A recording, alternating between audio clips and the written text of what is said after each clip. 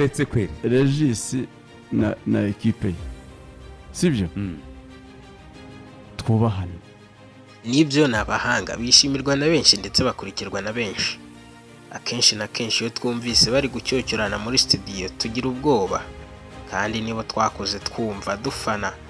Ni inkundu iri hagati ya Muramira Regis ndetse na Sam Karenzi aho bakomeje gucyocyorana umunsi ku munsi.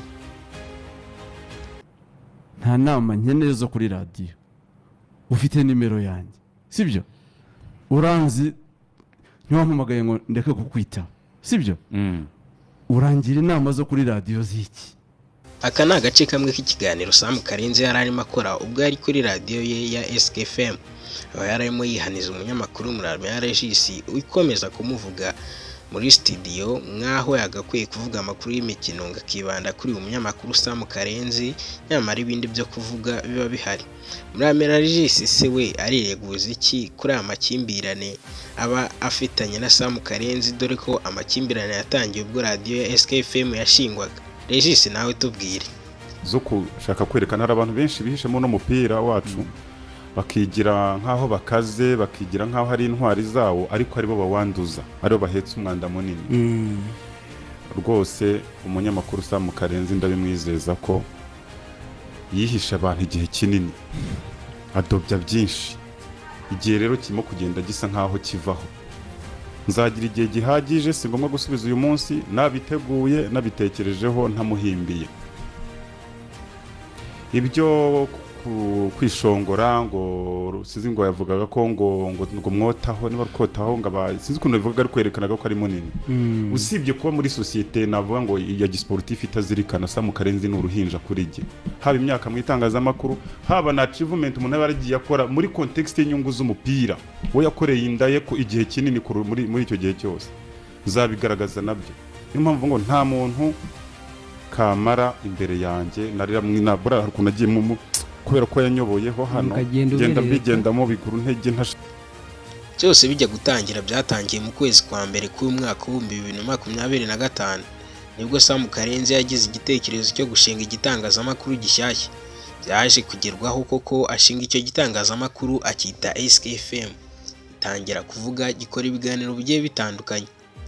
Sam Karenzi yaravuye ku gitangazamakuru cya Fine FM, aho icyo gitangazamakuru cya Fine FM n'undi nacyo yakoranagaho na Muramira Regis, bakoranaga ikiganiro urukiko rw'imikino.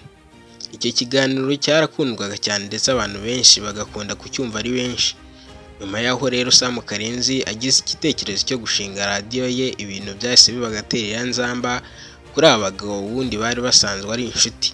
Ariko ubu ngubu aho bigeze gucyocyorana muri studio no kuvugana amagambo atari meza no guhishurana amabanga amwe namwe bagiye baduhisha n'ibyo bagiye bacamo, niho bigeze kuri urwo rwego. N'abanyamakuru babiri b'abahanga ndetse binjiye muri uwo mwuga hakiri kare, baza no kuba bawugiramo amahirwe, bubaka ibigwi n'ibirindiro byabo, bakundwa n'imbaga rusange y'Abanyarwanda. Bose babajya inyuma, barabafana, babaha icyizere n'imitima yabo.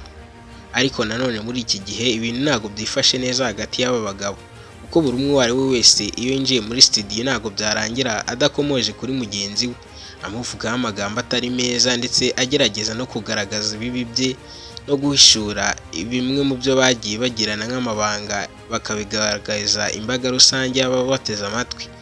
Muramira Regis yasigaye kuri Fine FM ari wenyine, mu gihe abakozi bari batandukanye cyangwa se abanyamakuru bari batandukanye bakoranaga na Muramira barimo Rikari, Kazungu Clever n'abandi, bose basanze Sam Karenzi bakamusanga kuri icyo gitangazamakuru cye cya SKFM. Bamwe na bamwe basengura umubano w'aba bagabo rero, bakaba bavuga ko n'ubundi bimwe mu byo bapfa bishobora no kuba ari muri ibyo ngibyo.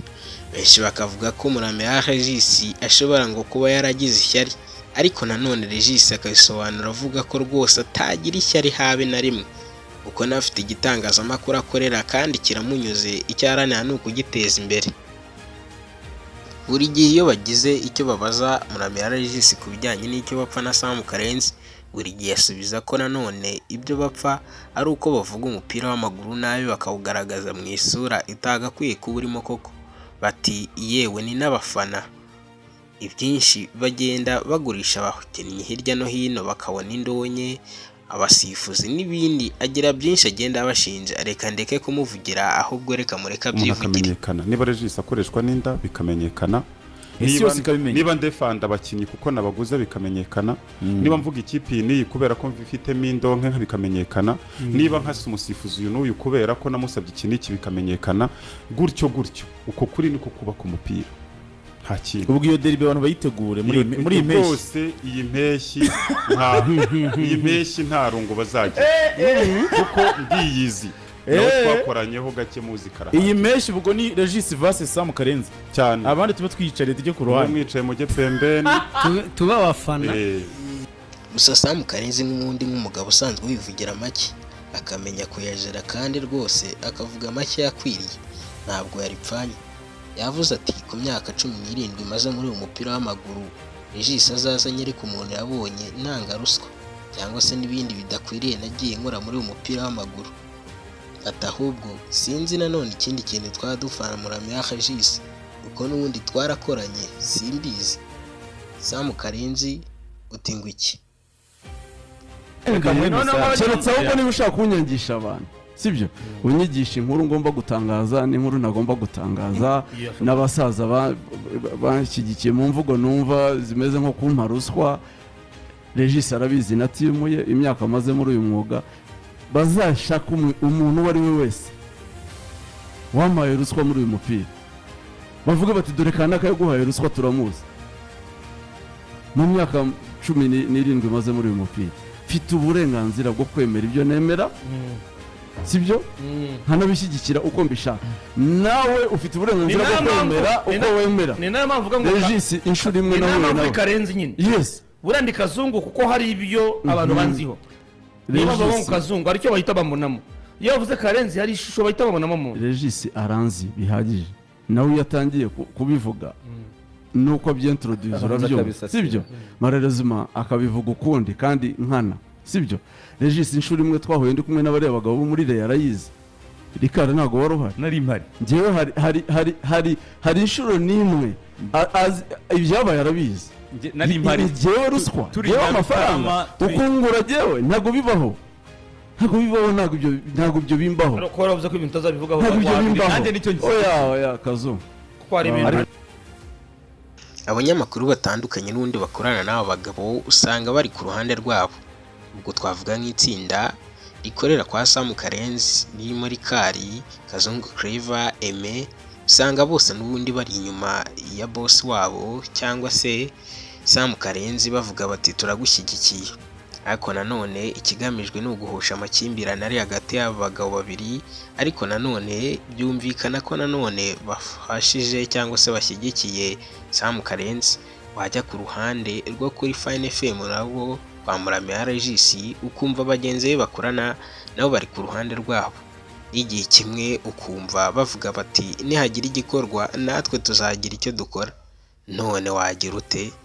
Boza aba wicaye ku ruhande. ariko nanone nanjye ntanga icyo bita imbuzi, kuvuga ngo sinzi bavuze ngo Regis ngo na timu nitwe cyangwa nabandi wenda mukora nitwe. Ndagira ngo azabigire kiriya nibyo nshaka nanjye. nta timu ngira Ndashaka ko biba kiriya bakaba ko niba ari twe bo muri studio. nanjye ahaneye Kuko karaka episode Regis yavuze yatangiye avuga ko mwakoranye. Ti unashima unintroduce ugira gute?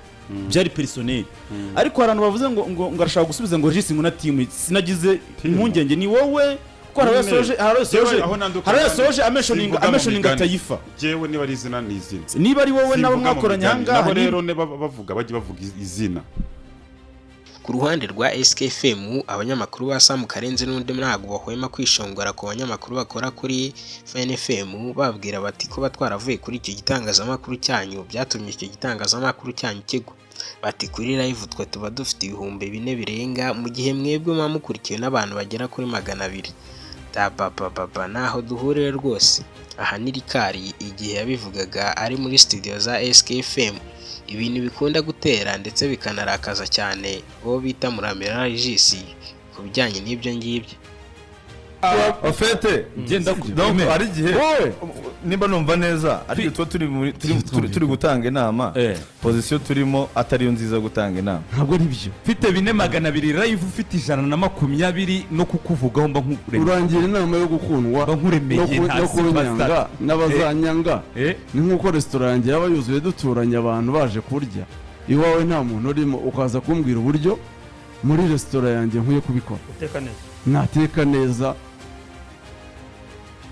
gusa nanone kutumvikana ko abanyamakuru mu bihe bigiye bitandukanye byagiye bibaho ariko nanone ugasanga bibereye muri studio kwa kundi nyine abanyamakuru bamwe na bamwe batumvikana ku ngingo runaka bitewe n'ibyo bari kuganiraho nk'ibisanzwe mu rubuga rw'imikino kuba watanga ingingo runaka ku ikipe runaka ariko njyewe nkaba narimo kubyumva. Ibyo ngibyo nibyo twagiye twumva ku bitangazamakuru bigiye bitandukanye ariko nanone aho bigeze kuri abo banyamakuru bisa nkaho ari impaka za ngo turwane. Ibi bintu benshi babona ko itangazamakuru uko bukeye n'uko bwije rigenda rushaho kwangika ndetse abarushaho kurikunda bagendeye kuri aba bagabo bashobora no kuzaryanga. Gusa nanone benshi mu barikunda bavuga ko ibi ngibi bitari bikwiye hagati y'aba bagabo babiri ndetse ko hari cyakorwa bikiri mu maguru mashya kuko nanone kwirwa abanyamakuru batunganira kuri radiyo nkaho ari byo bajemo ibi bintu bidakwiye. Ibi nyine nk'uko natangiye mbikubwira nta makimbirane yatangiye muri uno mwaka wa 2025 mu ntangiriro zo muri uyu mwaka. Mu kwezi kwa mbere nibwo Sam Karenzi yagize igitekerezo cyangwa se yashobora no kuba yaranakigize kera reka ndeka kuvuga ibyo ngibyo nibwo radiyo yatangiye mu kwezi kwa mbere. Hanyuma rero bigenda byamamara ku mbuga nkoranyambaga ko igitangazamakuru cye kigiye gufungura. Abanyamakuru bagiye batandukanye bakoranaga na Regis harimo Rikari Kazungu Kereva ndetse n'abandi bari muri delegation ya Sam Karenzi bose baramukurikira bajya gushinga igitangazamakuru cye bakita SKFM. Uramera Regis rero yasigaye wenyine kuri Fine FM ku buhanga bwe ndetse n'ubuhanga bw'abandi bakorana bagenda barushaho kugenda barukirita cyangwa se bashakisha abandi banyamakuru radiyo irushaho kugenda yubaka gahoro gahoro. Amakimbirane rero yakomeje kugenda aho buri umwe ari we wese yasangiraga avuga amagambo atameshe cyangwa se atari meza kuri umwe uwo ari we wese bagatangira gucyocyorana. Nyuma yaho rero byaje kototera muri studio aho buri uko nguko buri gihe iyo ikiganiro kigiye gutangira wumva ari ibintu bitarimo kugenda neza basa nkaho bari gutongana cyangwa se basubizanya ugasanga ibintu ntabwo birimo kugenda neza.